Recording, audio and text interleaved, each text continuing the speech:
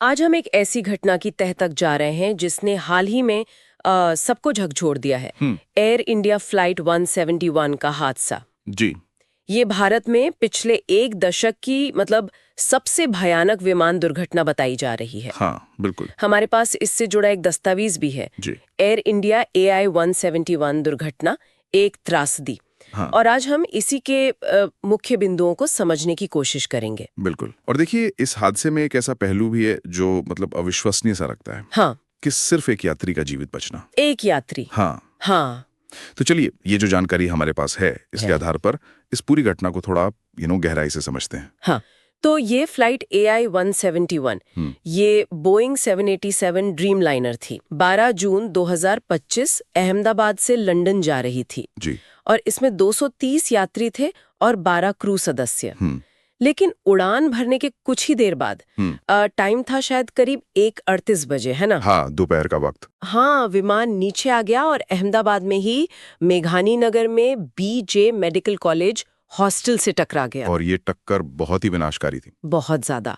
विमान में जो 242 लोग थे, उनमें से 241 की मौत हो गई। 241? हाँ, यानी 230 पैसेंजर्स और 11 क्रू सदस्य। ओहो। और दुखद बात यह भी है कि जमीन पे भी काफी नुकसान हुआ। हॉस्टल के छात्र थे उसमें, और कुल मिला के करीब 30 से 39 लोगों की जानें गई। बाप रे। 242 में से 241, ये आंकड़ा तो दिल दहला देने वाला है। सच में। लेकिन वो एक व्यक्ति, विश्वास कुमार रमेश, ब्रिटिश यात्री थे वो। हाँ, विश्वास कुमार रमेश। बताया जा रहा है कि वो सीट 11A पर थे, इमरजेंसी एग्जिट के पास, और शायद विमान गिरने से ठीक पहले कूद गए। ये कैसे हुआ होगा? ये तो वाकई किसी चमत्कार जैसा है। हाँ, जो शुरुआती रिपोर्ट्स आई वो यही कहती हैं कि वो किसी तरह घायल अवस्था में ही सही बच निकलने में कामयाब रहे। और जांच में ये भी पता चला है, देखिए, कि विमान सिर्फ 625 फीट की ऊंचाई तक ही पहुंचा था, बस 625 फीट, टेक ऑफ के फौरन बाद। हाँ, और फिर अचानक नीचे गिरने लगा। कंट्रोल टावर को एक मीडे कॉल भी मिली थी। पायलट ने कहा था कि इंजन की पावर और थ्रस्ट वो खत्म हो रही है। ओह, और वो CCTV फुटेज की बात भी सुन रहे थे हम। उससे कुछ साफ हुआ क्या? हाँ, फुटेज तो है। सिर्फ ये दिखा कि नीचे आ रहा है, या क्यों आ रहा है, इस पर भी कुछ? देखिए, ये अच्छा सवाल है।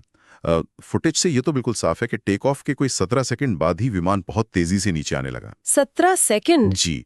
लेकिन फुटेज सिर्फ क्या हुआ बताता है, क्यों हुआ नहीं। कारण जानने के लिए तो वो जो ब्लैक बॉक्स है। हाँ, ब्लैक बॉक्स, वो तो मिल गए ना? फ्लाइट डेटा रिकॉर्डर और कॉकपिट वॉइस रिकॉर्डर। जी हाँ, वो दोनों बरामद कर लिए गए हैं। FTR यानी फ्लाइट डेटा रिकॉर्डर, उसका विश्लेषण तो भारत में ही हो रहा है। अच्छा। लेकिन CVR, जिसमें कॉकपिट की बातचीत होती है, हाँ, वो अहम होता है। बिल्कुल, उसे और डिटेल्ड जांच के लिए अमेरिका भेजा गया। अमेरिका? जी। क्यों? क्या भारत में वो सुविधा नहीं है, या कोई और वजह? नहीं, देखिए, आमतौर पर ऐसे मामलों में जहां विमान या उसके पुर्जे जैसे इंजन वगैरह विदेशी हों, तो जांच में अंतर्राष्ट्रीय सहयोग लिया जाता है। अच्छा, हाँ, ये बोइंग था। हाँ, विमान अमेरिकी है, बोइंग, इंजन भी अमेरिकी कंपनी GE के हैं। तो इसीलिए एक्सपर्ट ओपिनियन और तुलनात्मक विश्लेषण के लिए CVR को अमेरिका की NTSB भेजा गया है। वो वहां की मुख्य जांच एजेंसी है। ओके ओके, ये बात समझ आई। अच्छा, जांच में एक और चीज का जिक्र है, कोई रैम एयर टरबाइन RAT, वो दिखा है वीडियो में। जी। ये क्या चीज है? हाँ, RAT। देखिए, रैम एयर टरबाइन एक छोटा सा टरबाइन होता है। ये विमान के नीचे से बाहर निकलता है इमरजेंसी में। इमरजेंसी में? जी। जब विमान की जो मेन पावर सप्लाई है वो फेल हो जाए, तब ये खुलता है और थोड़ी हाइड्रोलिक पावर और थोड़ी बिजली बनाता है, ताकि पायलट विमान को थोड़ा कंट्रोल कर सकें। तो इसका दिखना, इसका क्या मतलब हुआ? इसका दिखना बहुत महत्वपूर्ण है, क्योंकि ये आमतौर पर तभी एक्टिवेट होता है जब विमान के दोनों इंजन एक साथ फेल हो गए हों। क्या दोनों इंजन एक साथ एक 787 ड्रीम लाइनर में? जी। ये तो बहुत ही सीरियस बात लगती है। बिल्कुल। 787 जैसे विमानों को तो बहुत भरोसेमंद माना जाता है। RAT का एक्टिवेट होना इस भरोसे पर गंभीर सवाल खड़े करता है। और इसी वजह से भारत के जो एविएशन रेगुलेटर हैं, DGCA, उन्होंने एयर इंडिया के सभी बोइंग 787 विमानों के ऑपरेशन पर फिलहाल रोक लगा दी है। अच्छा, रोक दिया है? हाँ, ताकि उनके मेंटेनेंस रिकॉर्ड्स और पायलट ट्रेनिंग लॉग्स, इन सब की गहराई से जांच हो सके। हाँ, ये समझना जरूरी था। और ये हादसा सिर्फ भारत के लिए नहीं, पूरी दुनिया के एविएशन के लिए बड़ी घटना है।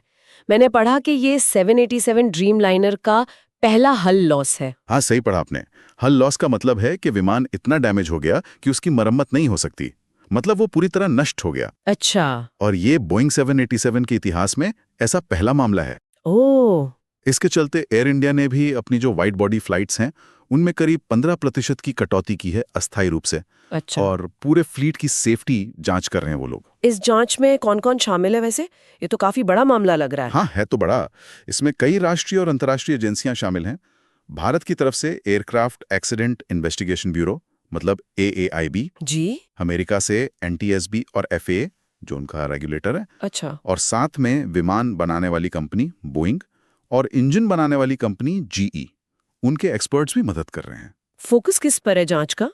Main focus pilot training records पर है, फ्लाइट डेटा पर है, इंजन और हाइड्रोलिक सिस्टम की जांच पर है। तो मतलब अभी पक्के तौर पर हम कह नहीं सकते कि हुआ क्यों। इंजन फेल हुए या हाइड्रोलिक फेलियर था या कुछ और ही था? नहीं, अभी तक सटीक कारण स्पष्ट नहीं है, बिल्कुल नहीं। जांच चल रही है और वो जो ब्लैक बॉक्स का डेटा है, खासकर CVR का एनालिसिस और जो बाकी अंतर्राष्ट्रीय जांच होगी, उसी के बाद तस्वीर साफ हो पाएगी। तो कुल मिलाकर एक रूटीन फ्लाइट जो एक भयानक त्रासदी में बदल गई। लगभग सभी जानें चली गईं, सिवाय एक के जिसका बचना किसी चमत्कार से कम नहीं। और अब एक बहुत ही जटिल अंतर्राष्ट्रीय जांच चल रही है जिसका नतीजा आना भी बाकी है। सही कहा आपने। यह हादसा में ये भी याद दिलाता है कि विमानन सुरक्षा मतलब एक लगातार चलने वाली प्रक्रिया है और ऐसी घटनाओं की तह तक जाना कितना जरूरी और कितना मुश्किल हो सकता है। बिल्कुल। ये ब्लैक बॉक्स और RAT जैसे सुराग अहम तो हैं, पर अंतिम निष्कर्ष के लिए अभी हमें इंतजार करना होगा। हाँ, ये सिर्फ आंकड़ों या तकनीकी बातों का मामला नहीं है। ये एक मानवीय त्रासदी है और इसके पीछे की सच्चाई जानना बहुत जरूरी है। और यहीं पर एक विचारणीय प्रश्न उठता है। भले ही देखिए अंतिम कारण सामने ना आया हो, लेकिन 787 जैसे इतने आधुनिक, इतने एडवांस्ड विमान में RAT के एक्टिवेट होने की नौबत आ जाना, जो कि संभावित रूप से दोनों इंजन के फेल होने का संकेत है, ये हमारी एविएशन टेक्नोलॉजी में मतलब कहीं कोई छुपी हुई अप्रत्याशित कमजोरी की तरफ इशारा तो नहीं करता? इस पर सोचने